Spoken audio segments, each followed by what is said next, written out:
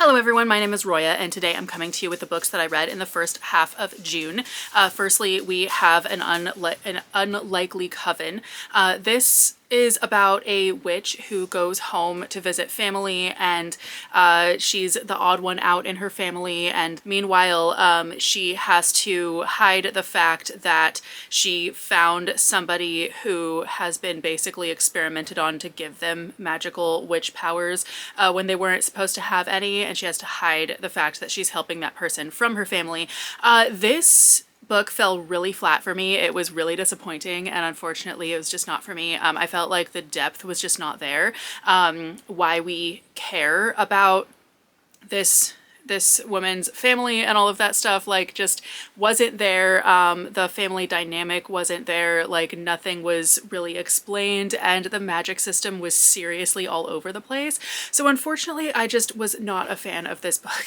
The Amber Owl by Juliette Marillier. This is about a girl who basically she lives in this village where one day a bunch of people show up and say, we're gonna need everyone here to work for us cutting down the forest so that we can get to a treasure, blah blah blah. And so not only is that really bad for her village, but she is discovered by these people to have this affinity for animals, to be able to communicate with them. So they cart her off to see the queen, or the ruler, who is basically a queen, to basically try to get her to help them when she does not want to.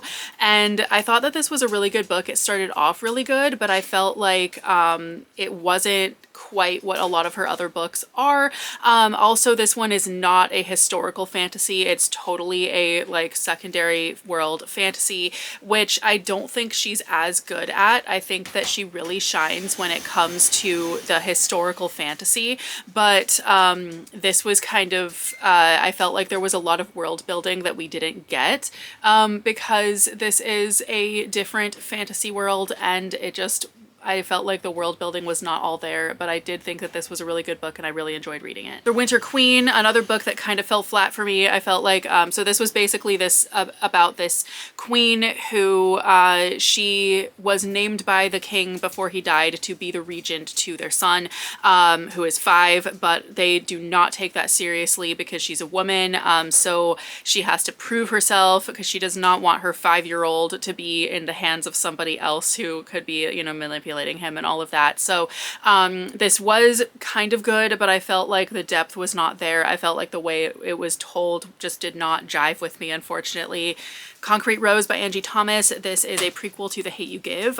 This is about Star's dad, who is like a high school student with a baby and doesn't know what to do and all of that, and then his girlfriend gets pregnant, and so he's about to have 2 babies and he doesn't know what to do, and so this was really good. Obviously our main character, as we know him from The Hate U Give as well, he's largely the same character, only he's much younger in this book, and he's really likable, and you can't help but feel for him in these situations that he's in, and all of that. And it also, one thing that really stood out to me was when his boss at the store that he works at asks him, what are your goals? What are your life goals? He doesn't even know how to answer that because he hasn't even really been allowed to have life goals or anything his whole life. The Heirs, this comes out in May, and it's by the same author of Ace of Spades, so I expected really good things from this, but unfortunately it was just not for me.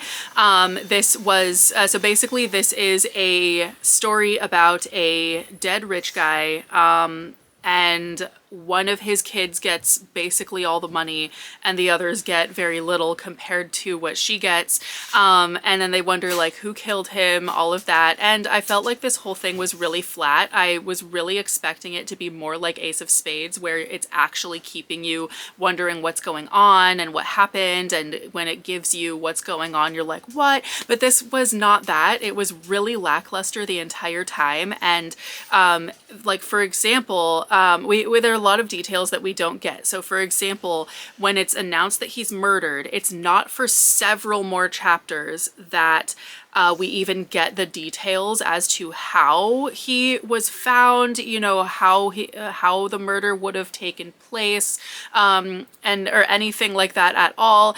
It's also not until probably halfway through the book that it actually says or implies really in any way that the kids were all adopted.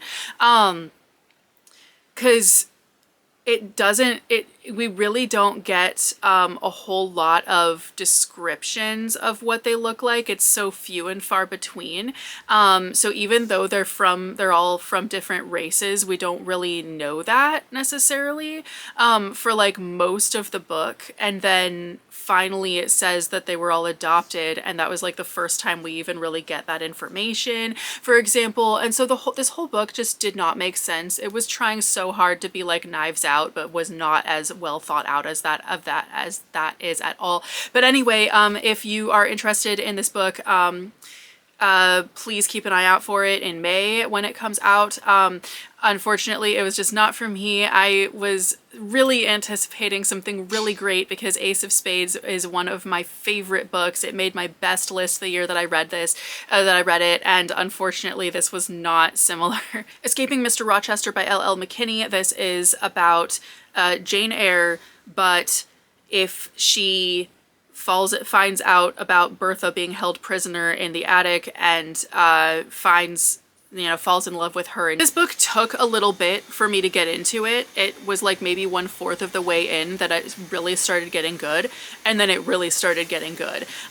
So there was so much suspense, and it was great, and I really liked it. As Many Souls as Stars. This is about a woman who is reincarnated throughout time, and she has all her memories every time. She basically keeps being reincarnated as the next like first daughter in her family, because that's what the curse is. It's always the first daughter of any family in her lineage that has this. And then this demon lady who's immortal and trying to basically kill her in every life. And they fall in love right away, and I just did not buy their relationship just because like she's evil. Why are they in love? I don't understand. Like she's literally trying to kill you. Why is there a romantic relationship here? And it just didn't make any sense. And so anything we get that's romantic between our two main characters just did not do it for me, because she's evil. Don't be with her.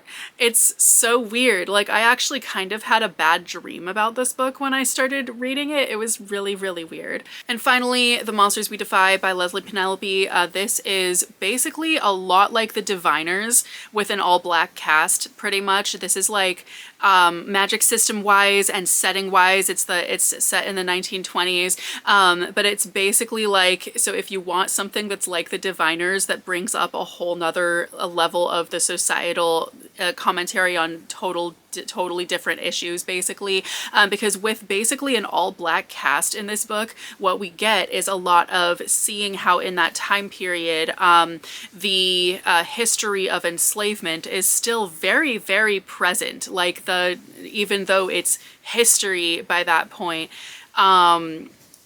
people are well aware that this basically feels like it just happened. And so a lot of the commentary on what else is going on in the book and what the villains are trying to do and whatnot has a lot of parallels to enslavement and whatnot. So it is like really fascinating that way, but it also really felt like reading The Diviners, like magic system wise and kind of plot wise, and certain scenes really felt like you're reading something that's like The Diviners. So I would definitely recommend this if you liked The Diviners and want more of that. But anyway, I really enjoyed this book. So anyway, those are the books that I read in the first half of February. Let me know if you've read any of these and have any thoughts on them, and I will see you very soon with a new video. Bye!